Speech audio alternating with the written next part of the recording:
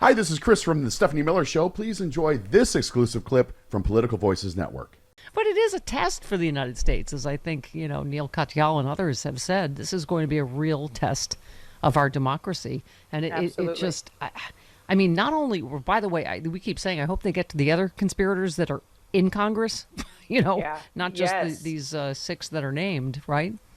No, absolutely. And Jack was saying we're still investigating this. These aren't the end of the names. Like, we're still going deeper with this. I'll tell you what, when they came out with the co-conspirators, though, I was really hoping it wasn't just all these crackpot lawyers, as they have been called, Sidney Powell, Rudy Giuliani, excuse me, and the others. But I'm really hoping that they figure out, Boebert. They've got Boebert and Green's phone records from that day. Yep. So I don't think this is over. I really don't. Well, I keep pointing to Ted Cruz. He was on the floor of the Senate asking for the exact part of the plan that John Eastman was asking for. Absolutely, in a state that he's not connected to at all. For him to actually say that I have a problem with the electors in Arizona, good for you and your ego. But I hope you go down for this too. Yeah. How many petticoats has Lindsey Graham sweated through, do you think, waiting for the several. Georgia indictment? I think there's petticoats and a soiled couch. Are you kidding me? The fainting couch probably needs to be very much shot back and dry cleaned and all the other things. So where the petticoat meets the fainting couch is the petticoat junction, is what you're saying? Is that? Yeah, exactly. Yeah, don't bring a black light to that room. You will never go in there again. No. So yeah, I'm reading one of the most damning elements. It's all damning, but contained in the 45-page indictment is how many people told him what he was doing is wrong, and how all of those people were Republicans. I mean, that's the other thing, Dana. They can scream as much as they want. Liberals are doing this to Donald Trump. Democrats or Joe Biden is doing. First of all, jury of his peers sent down the indictments, and all of the people that will convict him and testify against him are not just Republicans, Trump Republicans.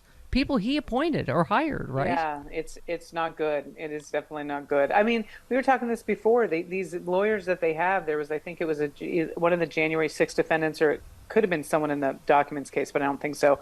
Basically, they had one of the lawyers that was being paid from the Save America PAC, and he fired him after he had been indicted, and he fired him, and now he's not indicted anymore. He got a new lawyer, and whatever's happening there, either with information that's being given, these lawyers are telling their clients to lie for Donald Trump. And like Cassidy Hutchinson got rid of one of those crackpot lawyers, and she was probably one of the biggest people in this case as a witness. Yeah. Like, this is a big deal. Yeah. One analyst was saying these are people who defended Trump through some of the worst episode in recent American history. They stayed with him even when he tried to overthrow the federal government. The indictment is coming from inside the House. I think Willie Geist said that.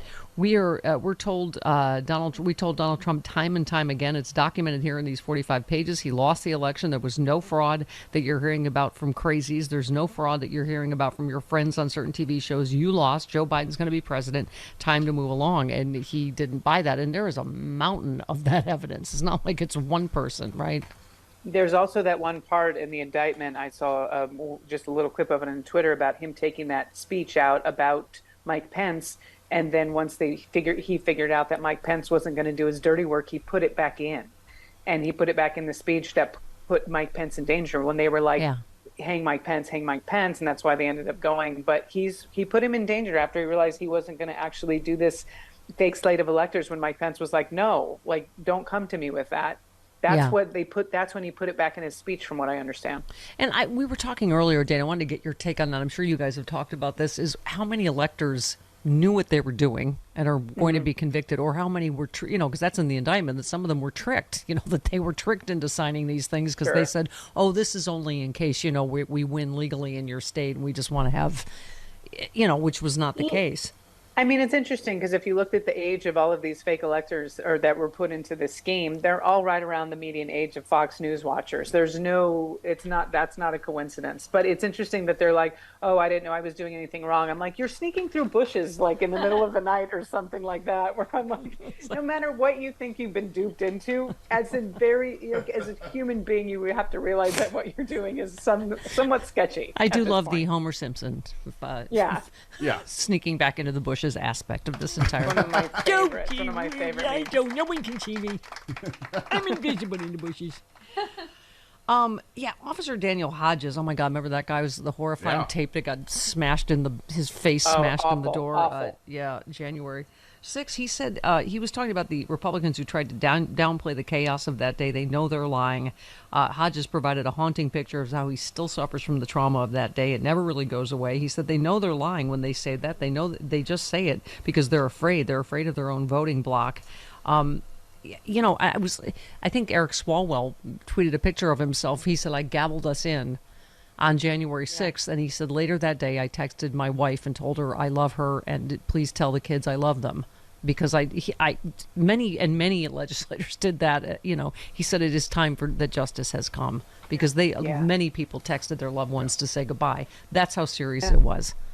It was. And Officer Fanone's statement on the indictment is powerful and it's important. I mean, these officers almost lost their lives that day, and in some ways they did lose their livelihood and they're part of their being that they very much love to do, and they can't be on the force, or they had to retire, or they're going through emotional trauma. Like, this is ongoing in their lives. This isn't one day that there was an attack on the Capitol. This is reverberated through our country 2 years later, a year and a half later.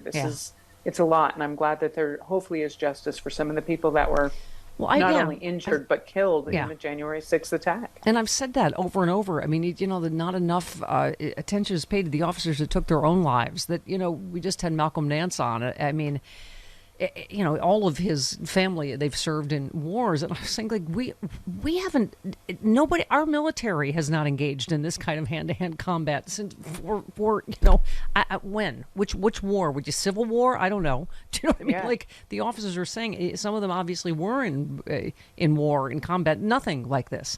Hand-to-hand combat for hours and hours. Right. I mean, how would you not be traumatized? That is terrifying. And even if you have a weapon on you, you've got thousands of people around you. You're not just going to discharge your weapon into a crowd of people. Right. And so they were trying to defend the Capitol the best they could without bloodshed, and at least on their side. And the other side obviously didn't care. They were going to do anything they could to take over power and to keep Trump in office. And Officer Hodges brought up the same thing Malcolm Nance did. It's just of all the stunning things in this indictment, the Jeffrey Clark saying that's why there's an Insurrection Act, which gives the president permission to send the U.S. military after its own citizens to quell civil unrest. Hodges says it's crazy to suggest something so casually, right? To have the U.S. military just deployed in the streets when you grab power illegitimately like that, it's just classic fascism. Yeah. I mean, and it's always projection with them, right? In every tweet now, Trump's calling everybody else fascists, right? Oh, God, yeah. I mean, the whole family, the tweets from his son is Crotch Fruit Jr. They're infuriating. And I don't know how the algorithm is on Twitter now, but all of my tweets that are coming through my feed are just DeSantis and Don Jr. and Don. I'm like, what is happening on X or whatever the heck it's Chris called? Said someone tweeted, "Aw, poor Eric. Someone's have to explain to him what Daddy did. Daddy did something bad. Daddy's going to have to go out for cigarettes for a few years." Yeah. I just think telling, because all of us, like, we kind of marinate in this, all of us that are in this kind of area, and you just read the indictment and think, oh my God, again. Like, you still have the ability to be shocked at his level of criminality.